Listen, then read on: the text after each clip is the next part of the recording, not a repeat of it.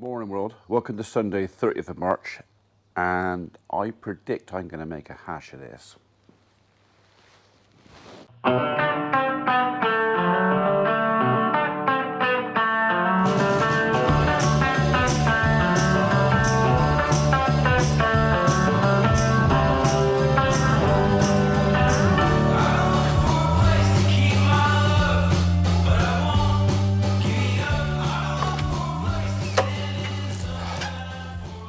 Right, so this is the Kubota KTH 4815-2. There you go, just in case you didn't believe me. This is a little telehandler, a little mini telehandler, which I believe is built by Giant, but badged up for Kubota. And I am going to have a go this morning at feeding the cattle with it. So it's come to me with this grab bucket on it.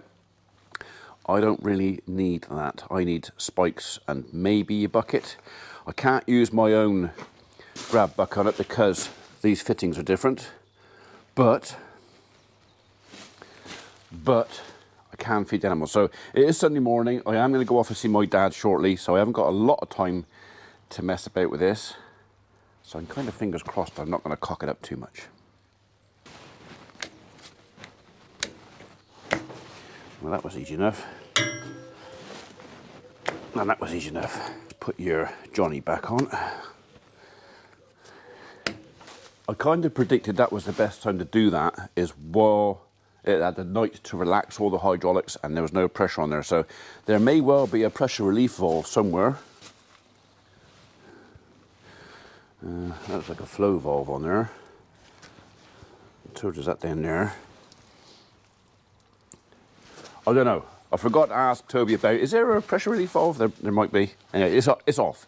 So we are going to drop the bucket off and then put the adapter plate over there on so I can use my skid steer brush stuff. I think we'll have that open.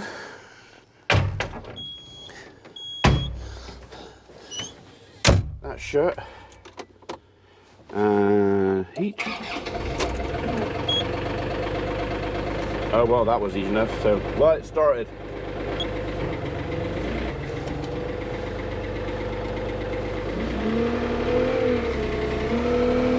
Where am I going to put you? That'll do there. So it's pretty good on the turning. Right, so to take the bucket off, I have to press that button there, and then the one on the back there, and that should undo that out there. Like that. Bloody marvellous.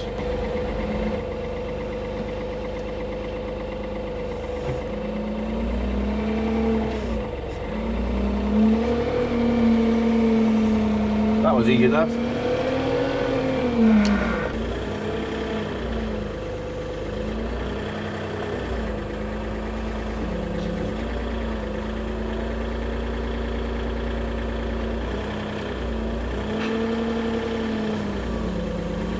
Does that look like he's on there?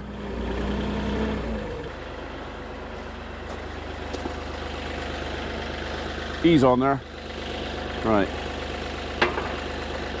Let's lock him on before we play with those. That looks like it's up, twist and down. So, if I push that button on the back of there again, he's locked on. Right then, just making sure. Good, right then.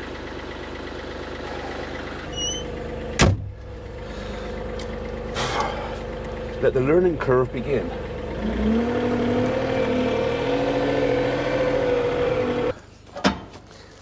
I mean, it would be so easy just to jump in here and do the feeding with this, but that's kind of not what this is about, although I am a bit stretched for time. Let's get this off.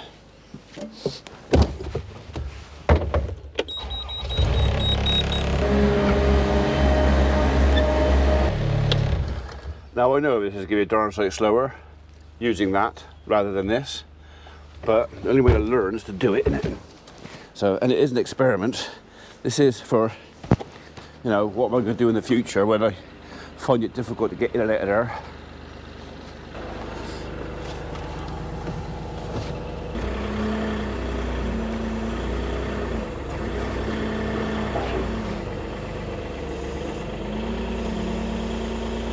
Missed, I think. Yeah, missed. Those little tabs I'm a bit concerned about.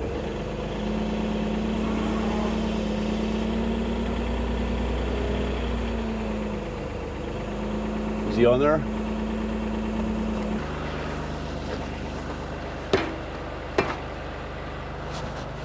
Wasn't quite lined up.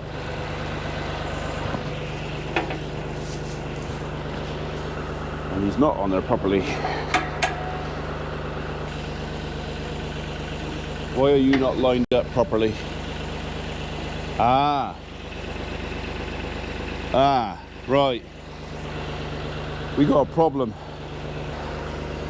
The bolts for the spikes are impacting at the top of the plate. It won't go down.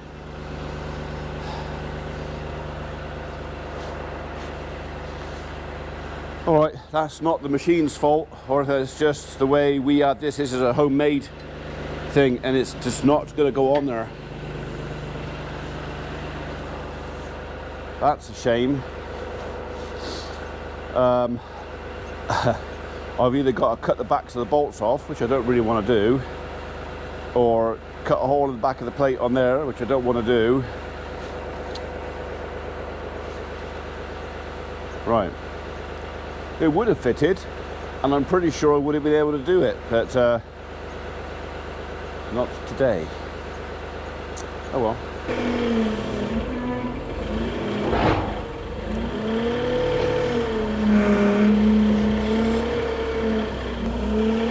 We are going to come back to this.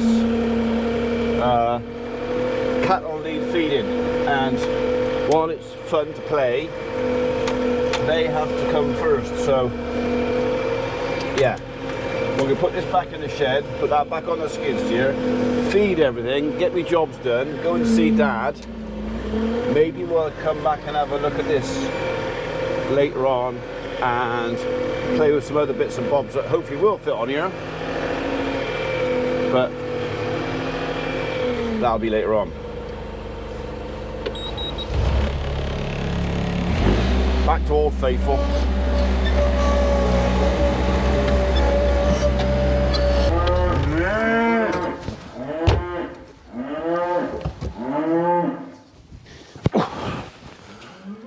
Leave the gate alone. Hello, mate. All right. No, you can't go down there.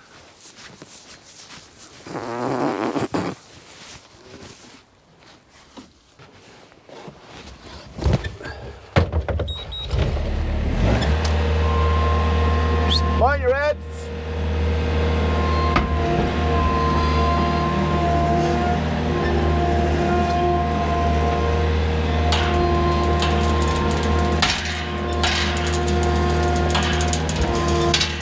Okay, you can come back. I'll give you a fresh bed this afternoon. How's that sound? I'm not doing it now because it gives you all day to trounce and jump all over it. So, later. So it's a shame about the big bell fork. Like I say, it's no one's fault. It is a homemade fork. We made it for the skid steer and it fits our plate. But obviously the adapter plate from Taylor's didn't take into account our homemade spike, so it won't fit. I can make it fit. If we decided to buy that machine later on, there are things we can do. We can literally just move the spikes down a bit. So yeah, it's all doable, just not today. So the first and major difference really between the two machines, well no, there's a couple in there. The side entrance door on the Kubota is absolutely, definitely safer. The visibility on the machine, I think, is not as good as this. If I've got the arms down, I can see, all right, my windows are filthy dirty. I know what some of you commented on that. I can see out that side. I can see at the back reasonably well. I've got the camera, still works. I can see it at that side reasonably well, but mainly I can see the implement in front of me.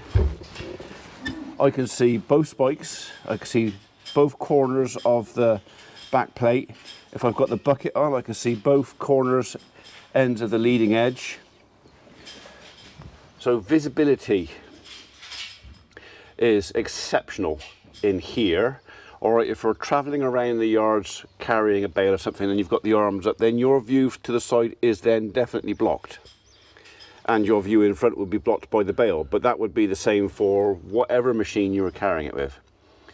So at the moment, I think I might just do a little chart of the pros and cons. At the moment, the Kubota has got comfort, ease of getting in and out, and safety. So although I did push the wood chip heap up with it yesterday, and the lift arm sensor really is sensitive, and it will, if it doesn't like what you're doing, it just stops, and then you have to fiddle faff around to try and get back and tip it down. This thing's got none of that. The only thing that will stop this is if you stall it, or if the ass end comes off the floor, if what you're lifting on the front is too heavy. I mean, the machine lets you make the decision for yourself. That's a bit heavy, I shouldn't do that.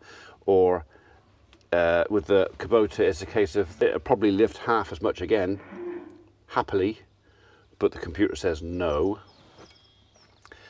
So the modern technology. So it does make you wonder where all this stuff they make to make your life easier, does it actually make your life easier?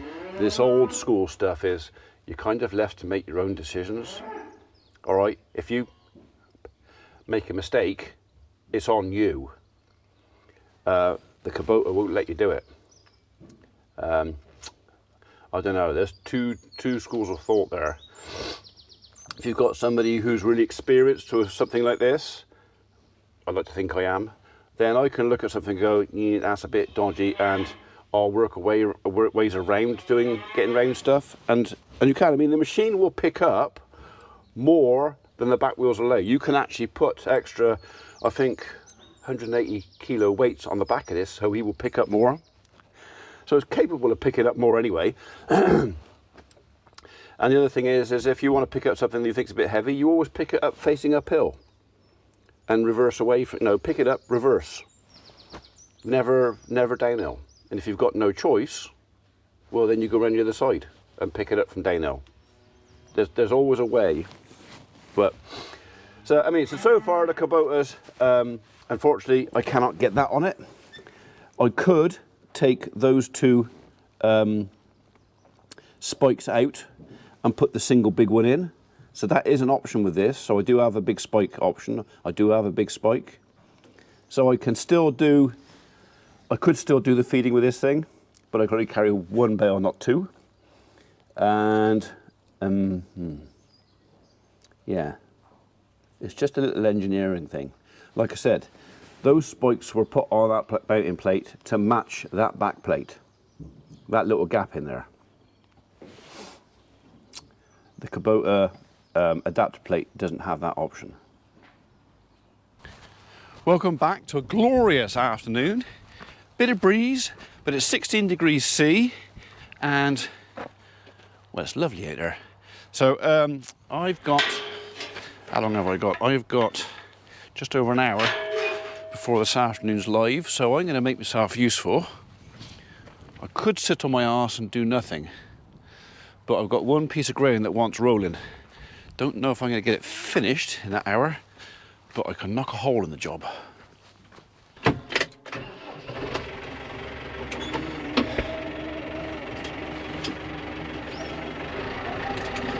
Better put the roller on first though, eh?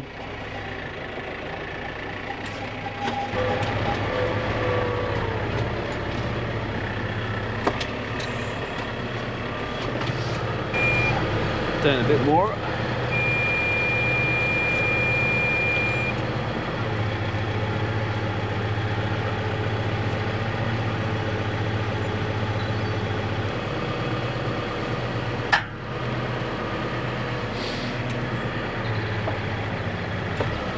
Move me stones.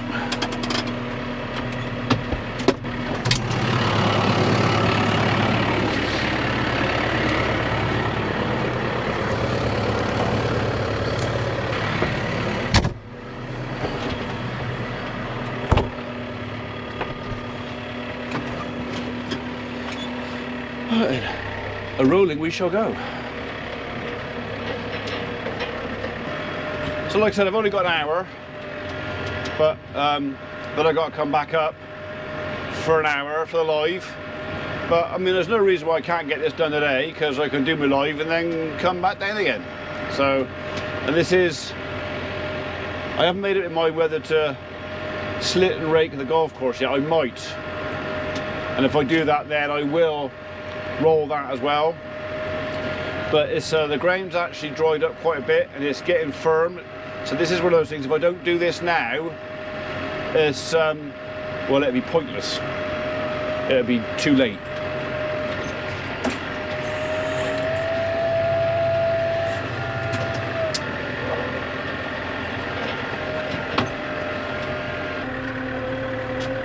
Well, we're back at it. It's just cut up to 6:30 in the evening. Quite a pleasant way to spend my Sunday evening, just going up and down. Nearly finished this piece now, so almost another half an hour and we'll be heading back up to the farm.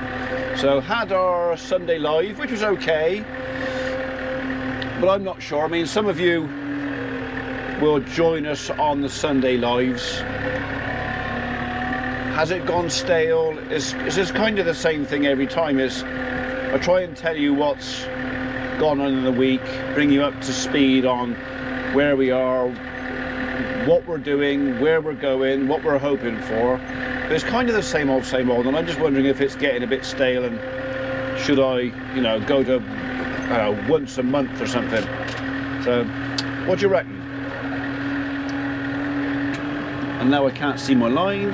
Where's my line? The sun's so blinking low. I think that's my line there. Right, damn, I come too far. Yeah, the sun's low now and it's kind of hiding me roller marks. So some of this is going to get gone over twice. When you're saying that, some of the headlands being going to go over about 10 times. Because I am struggling to see my roller marks. I got no tree team in tomorrow or Tuesday.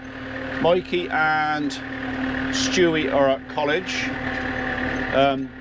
So Martin will have a couple of days off. I don't like Martin working by himself. I don't like anybody working by themselves, especially with chainsaws, power tools, or working at height. You've got to have support on site wherever you're doing. So I got a couple of quiet days. So I'm going to see tomorrow if I get a chance to maybe have a bit more of a play with that little Kubota telehandler. Yeah, I kind of need to spend some time with it, because there's no way I can give it a fair review in, well, what have I done? Less than an hour so far. So we'll see. It's a shame that my big bale spike won't fit on the adapter plate, but I'm sure there's some other things I can do. That's it, one last rip up for the middle, and this is done.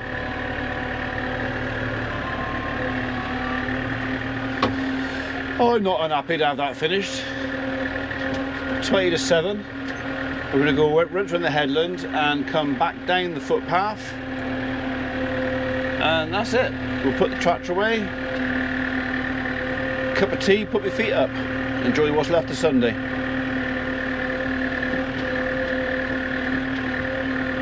So the weatherman says clear week.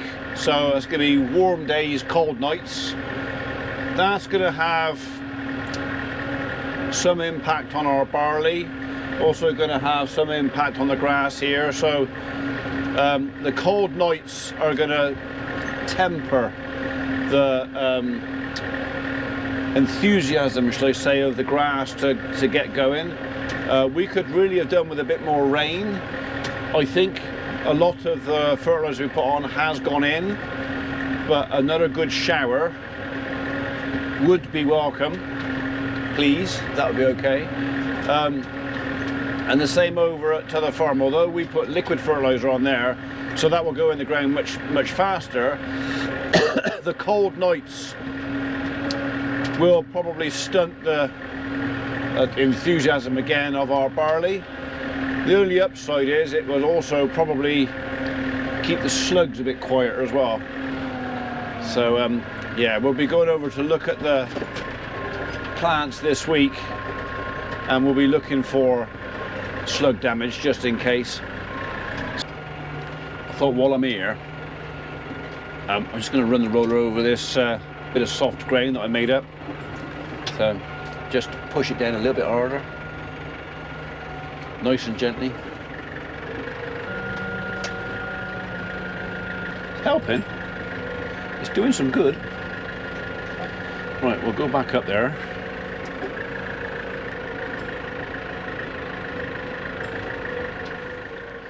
Right, that's all put away. I had intended to give these guys a fresh bed tonight, but it looks brown, but it's still actually not that dirty. So hello, sweetheart. Hello, darling. Hello. You've not had any fuss for a couple of days, have you? Eh? No. Hello, Mary. You wanted that, didn't you? Eh? You wanted that, didn't you? Yes, you did. Yes.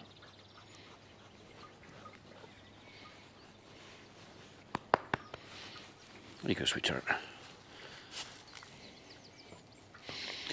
Right, so I come up with plan B. I even cut the bale ready to do it, but do you know what? I think what I'm going to do is I'm going to take the adapter plate off of the little Kubota tomorrow. I'm going to put the grab bucket back on, and I'm going to get some of this, and I'm just going to see how far over I can reach it, because to do the cattle now, I have to shut them all out, both ends, and then go in there with a skid steer. Well, if I can get it over in the middle with that, then I don't mind, right, darling, I don't mind going in with the fork with the cattle once they've got over the skippy bit and chucking a bit around. So, yeah, tomorrow. Does not need, it looks like it, not that bad, honestly. Is it? No, it's not that bad. No, it's okay. Anyway, that is everything down there, except for the golf course. Slit, harrowed, raked, rolled. I am now thinking of, if we've got a dry week, maybe it's time to do something with this, because it can't stay there. That needs shifted. So it might be, while there's nothing on the tractor, is to put my 11 TMPD dump trailer on and get rid of some of that. I've got some holes down on the golf course I can fill in. So yeah, we'll get that gone this week. Casey can have a well-earned rest. Sleep well, mate.